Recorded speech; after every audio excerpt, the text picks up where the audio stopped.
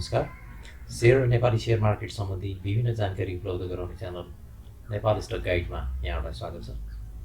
आजको यस भिडियोमा हामीले चर्चा गर्ने विषय भनेको टुडेज प्राइस अर्थात् टुडेज शेयर प्राइस। आजको शेयर मूल्य, विभिन्न कम्पनीहरूको शेयर मूल्यको बारेमा चाहिँ कसरी हेर्ने र एनालाइसिस गर्ने भन्ने बारेमा रहेको छ।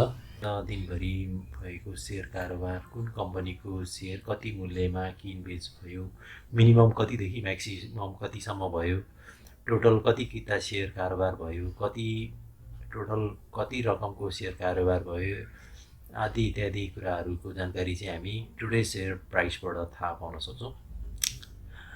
अब यसको लागि कसरी हेर्ने त टुडे शेयर प्राइस, त्यसको लागि मैले अब तपाईँलाई स्क्रिनतिर केन्द्रित गराउँदैछु।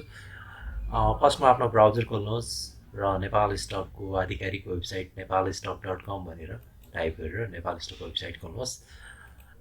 नेपाल स्टकको वेबसाइट खुलिसकेपछि यो माथिपट्टि हामी यहाँ home market depth today's price भनेर जुन देखिरहेको छ, यसमा चाहिँ यो टुडेज प्राइस भन्नेमा क्लिक गर्नुहोस्। यसमा क्लिक गर्नु भइसकेपछि आज दिनभरि भएको शेयर कारोबारको सम्पूर्ण विवरण यसमा हुन्छ। यसमा यो अल्फाबेटिकल अर्डरमा राखिएको हुन्छ यो कम्पनी नेमहरू। अब यसलाई कसरी हामीले बुझ्छौँ भन्ने कुरामा हेर्छौँ हामी। अब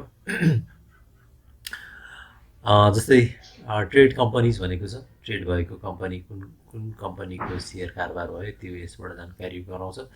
त्यस्तै नम्बर अफ ट्रान्जेक्सन भनेको कुनै पनि कम्पनीको शेयर कतिचोटि किनबेच गरियो त्यसबारेमा जानकारी गराउँछ।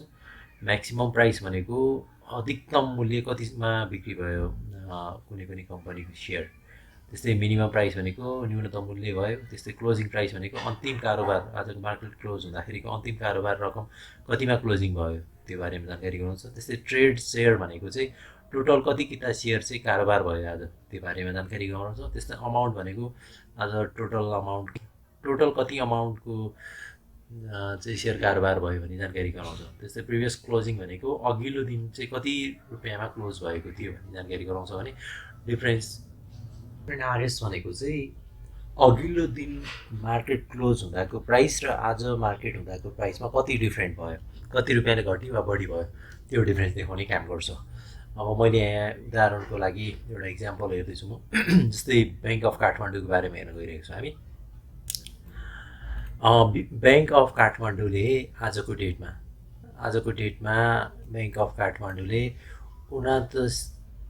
आजको डेटमा ब्याङ्क अफ काठमाडौँको सेयर 29 पटक किनबेच भएको देखिन्छ। यहाँ नम्बर अफ ट्रान्जेक्सनमा 29 देखिन्छ भने म्याक्सिमम 254सम्ममा किनबेच भएको देखिन्छ भने मिनिमम 250सम्म किनबेच भएको देखिन्छ।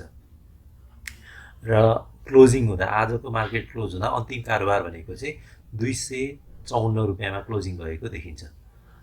त्यस्तै टोटल सेयर चाहिँ 6291 किता सेयर चाहिँ किनबेच भएको देखिन्छ भने टोटल अमाउन्ट चाहिँ 15,88,928 रुपियाँको चाहिँ कारोबार भएको देखिन्छ भने प्रिभियस क्लोजिङ भनेको अघिल्लो दिन अर्थात् हिजो चाहिँ 252 रुपियाँमा क्लोजिङ भएको थियो। अब यसबाट डिफ्रेन्ट के आयो भने 2 रुपियाँ बढेको देखियो। अर्थात् हिजो ब्याङ्क अफ काठमाडौँको मार्केट क्लोजिङ हुँदाको प्राइस अन्तिम कारोबार भनेको 252 थियो, तर आज मार्केट क्लोजिङ हुँदाको अन्तिम कारोबार भनेको 254 रुपियाँ छ। त्यही भएर यो 2 रुपियाँ बढेको भनेर यहाँ ग्रिन सिग्नलले इन्डिकेट गरिरहेको छ। यसरी हामी कुनै पनि कम्पनीको सेयरको आजको भएको कारोबारको विवरण हामी टुडेज सेयर प्राइसबाट हेर्न सक्छौँ भने तपाईँले अगाडिको अर्थात् अघिल्लो डेटमा भएको कारोबार पनि यहाँबाट डेट चुज गरेर हेर्न सक्नुहुन्छ। जस्तै सेलेक्ट डेट गरौँ। जस्तै मैले जनवरी 1मा बिओकेएलकै हेर्न खोजिरहेको छु। बिओकेएलको के थियो त कन्डिसन हेर्नको लागि यसमा क्लिक गर्छौँ र फिल्टरमा क्लिक गरिदिन्छौँ।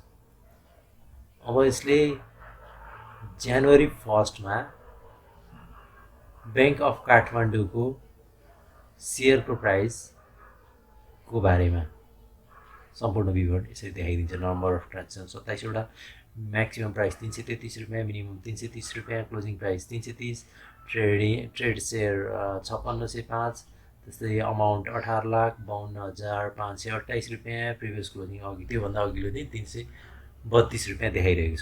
यसरी चाहिँ हामी टुडेज सेयर प्राइस हरू चाहिँ हामी टुडेज प्राइसबाट सम्पूर्ण विवरण हेर्न सक्छौँ। मैले भिडियो यतिमै अन्त्य गरेँ, भिडियो धेरै लेन्दी हुने देखेँ। Thank you for watching. Please like, subscribe my channel and share this video.